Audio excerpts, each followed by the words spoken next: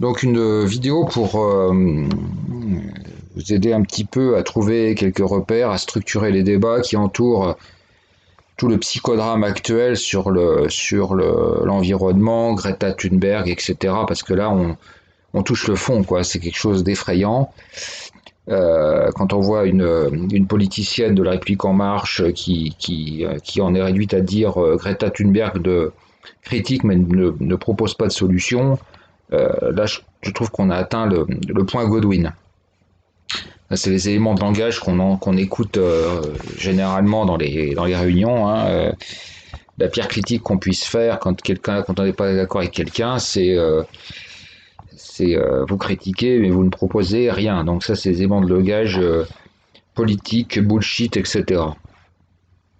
Alors, je voulais remettre un petit peu en ordre les éléments parce que c'est pareil. Bon, sur Internet, les débats, on entend tout et n'importe quoi. Chacun est obsédé par son petit truc. Hein. Donc là, vous avez les gaz carbonicophobes, les véganes, les ci, les ça part dans tous les sens, mais sans aucun lien, parce que tout simplement, bah, maintenant, on n'a plus le droit de parler de politique et du fond des choses. Alors, bah, quel est le problème actuellement? Et de toute façon, tout le monde s'en rend bien compte, on est dans une politique de croissance limitée, de fuite en avant. Et d'ailleurs, je crois que même les plus grandes fortunes du monde commencent à se poser des questions, d'ailleurs, hein, ou même les plus grands. Mais le problème, c'est un espèce de cheval fou, les freins ont lâché, et là, on ne sait plus trop quoi faire. Alors, il faut rappeler quand même les règles de base. Hein, donc, tout est basé sur la croissance et qui est liée notamment à une concurrence. Et cette concurrence qui engendre inéluctablement une baisse du taux de profit. Alors, cette croissance illimitée, maintenant on a à peu près tout ce qu'on veut, hein, donc on est obligé d'inventer des choses.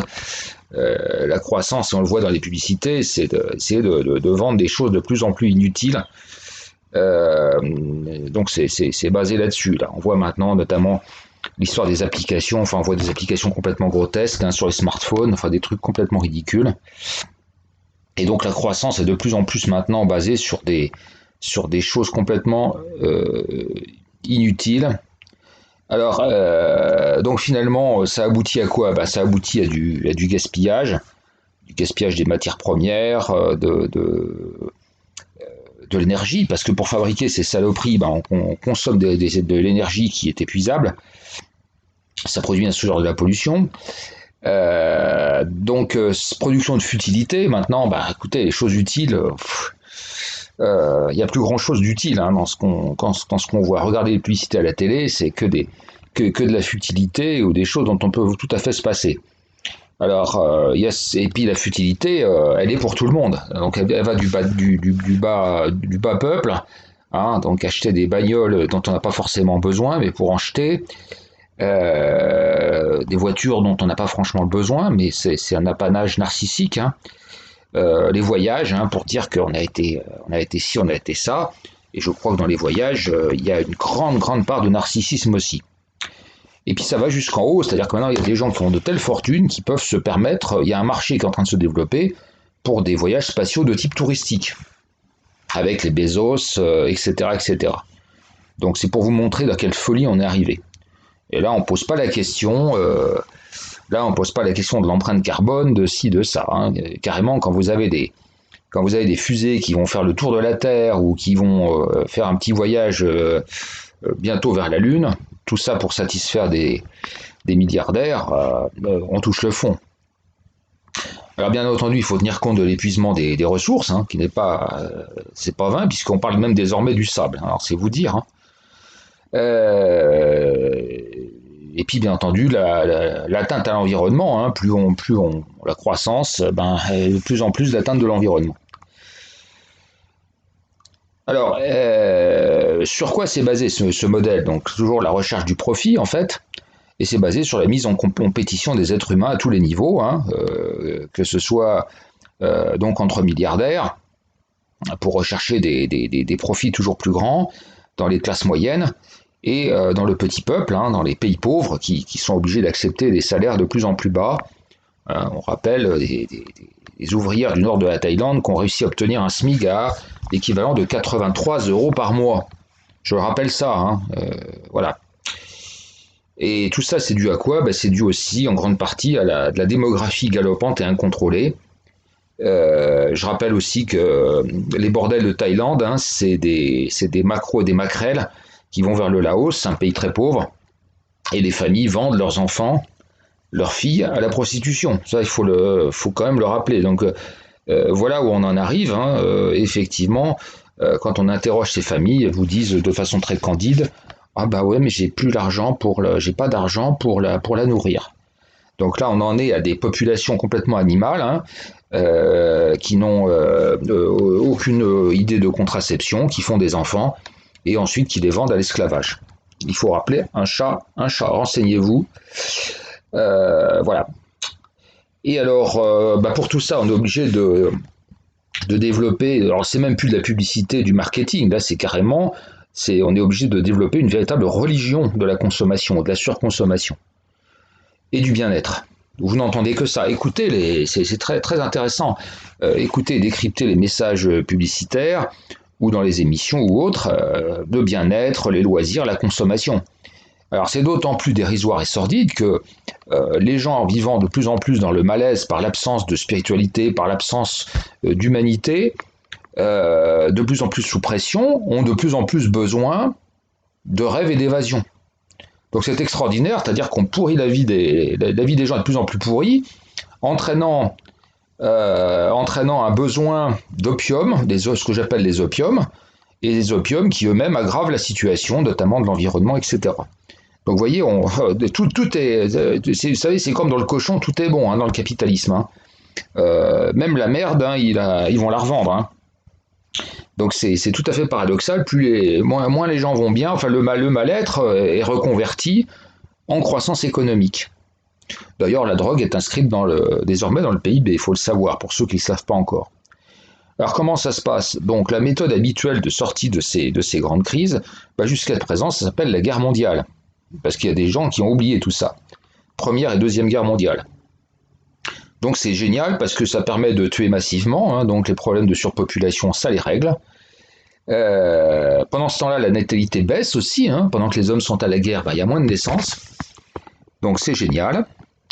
Et ça entraîne de la consommation immédiate, hein, surtout pour les lobbies qui sont les plus en pointe dans la politique sataniste mondiale.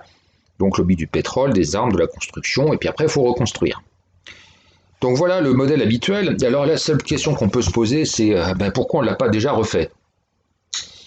Le problème, vous comprenez bien qu'on sent que Trump, il est gêné aux entournures, quoi. Les Américains sont gênés aux entournures parce qu'ils le feraient bien, sauf que maintenant, tout est tellement intriqué, les économies sont tellement intriquées et la croissance étant de plus en plus dans un état de précarité maximale, ils se disent est-ce qu'on va pas aboutir sur quoi on va aboutir, quoi. Donc ils ont un peu le vertige et la question qui se pose, c'est est-ce que le capitalisme peut encore se permettre ces guerres massives mondiales? Alors on sait qu'actuellement, elle existe la guerre mondiale, mais elle est un peu diffuse, hein, avec le chaos, etc. Donc pour l'instant, ils ont privilégié une option de guerre un petit peu de moyenne intensité, mais un peu plus diffuse. Voilà, mais bon, pour l'instant, force est de constater que ça ne fait que maintenir à peine la croissance. Hein. Donc pour l'instant, c'est pas tout à fait, c'est pas suffisant. Je dirais que ça maintient un minimum de taux de croissance, si je puis dire. Alors, qu'est-ce qu'on peut faire? Alors, toujours le problème de la décroissance, parce qu'on voit bien que, donc je vous ai expliqué avec la première fiche, que comment tout était lié. Et que finalement, tout est d'une logique extrêmement simple et enfantine.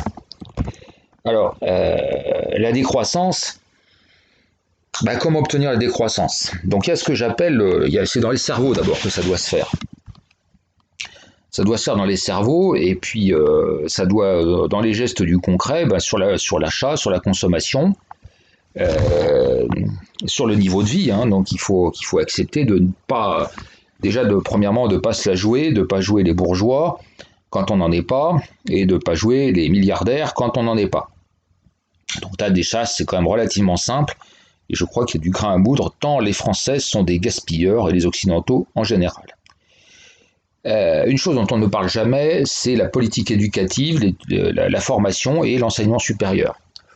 Parce qu'on est quand même frappé en France par ces dépotoirs à faux diplômes, hein, que sont donc les lycées, les facultés, où par commodité, on a entassé les jeunes, toujours pour flatter le narcissisme, hein, donc narcissisme des parents.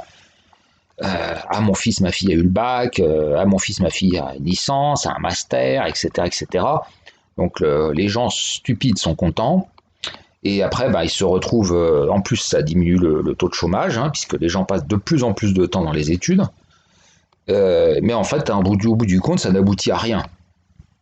Et ça aboutit à des bullshit jobs qui ne font qu'aggraver la situation. Donc on crée des boulots absolument artificiels qui ne produisent rien et qui sont simplement des fardeaux pour la société, mais voilà, qui vont simplement, qui vont participer en rien à quelque chose qui serait une activité économique simplement utile. Donc il y a peut-être du grain à moudre de ce côté-là, c'est-à-dire que bien évidemment, je pense qu'un gouvernement à la fois nationaliste et, on va dire, entre guillemets, éco-responsable, il dirait, écoutez, on va faire en sorte que notre jeunesse apprenne à faire des métiers avant tout utiles. Et on va fermer tous ces dépotoirs, complètement invraisemblables. Alors je dis pas qu'il faut pas qu'il y ait toujours des élèves en psycho, en sociaux, en machin, mais là c'est du délire total. Donc là il faut aussi faire quelque chose, et je pense que ça ne peut que participer à améliorer la situation. Alors la réduction de la population humaine, bien entendu, ça c'est inéluctable. C'est inéluctable, c'est une des clés du problème, hein, ce qui permet de créer un dumping social et à mettre les gens à contribution. Je rappelle que les Chinois l'ont réussi pendant une longue période. Ils ont sauvé le monde. Je veux dire que le monde devrait déjà être terminé s'ils n'avaient pas fait cette politique de l'enfant unique, qui est en train de qui est en train de revenir en arrière, puisqu'ils ont été les seuls à la faire. Hein. Si d'autres pays avaient fait la même chose, l'Inde a fait pendant une certaine période, je crois que c'est dans les années 70, des périodes de stérilisation, je crois de vasectomie, pendant un certain temps. Voilà, donc ça c'est absolument fondamental. Mais là, c'est un peu utopique, je crois, malheureusement. Et puis quand même, peut-être qu'il faut parler de la course au profit. Est-ce que ces archi-multi-méga millionnaires ont besoin de tout cet argent? Certainement pas. Certainement pas. Donc peut-être qu'eux, ils pourraient un petit peu aussi réduire la voilure, non? Et participer aussi à l'effort. Alors maintenant, la question, de toute façon, la décroissance, elle est obligatoire. La seule question qui se pose, c'est est-ce qu'elle doit être rapide ou lente? Alors, voilà, donc rapide ou lente. Lente, ça permet de s'adapter et puis que les choses se mettent en place et puis de créer de nouveaux équilibres. Rapide, c'est violent, hein, et ça entraînera des problèmes. Alors, c'est en fonction ce que j'appelle les résistances, hein, les résistances actives à la décroissance. Donc c'est bien entendu les capitalistes, hein, qui eux sont dans leur course folle au profit. Et puis c'est les peuples aussi, les peuples. Hein, donc les peuples, et à mon sens, ces peuples en résistance contre la décroissance, ils ont un marqueur. C'est les pays qui ont une politique d'armement.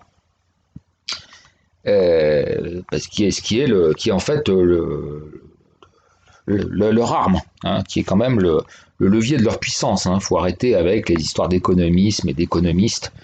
Quand on voit sur les chaînes de Gave et compagnie, là où ils croient nous... la finance, c'est que de la comptabilité, hein, ça explique rien du tout.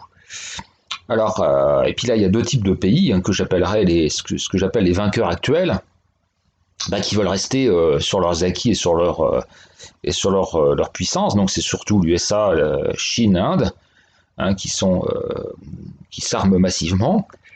Et puis aussi ceux qui veulent pas, qui sont pas encore complètement déclassés, qui veulent garder une petite part dans le gâteau mondial. Je rappelle simplement que le part de marché mondial de la France, c'est 3%. Qu'on a culminé à 6% dans les années 90 et que depuis donc les années 90, on est en dégringolade et depuis les années 2003, je crois, c'est la chute libre. On a l'air de se stabiliser à 3%, mais voilà, ça c'est le genre de chiffre qu'on vous donnera jamais. Donc la France est en train de disparaître. Voilà. Donc, en fait, donc c'est ceux qui veulent pas mourir ou accepter de baisser, c'est l'Europe hein, globalement. Donc voilà les pays résistants. J'aurais pu rajouter aussi le Brésil. Enfin bon, ça c'est un peu épiphénoménal. Donc voilà, j'espère que cette vidéo vous aura aidé un petit peu à poser des repères sur vos réflexions sur l'environnement, mais en les mettant en perspective avec l'économie et la politique.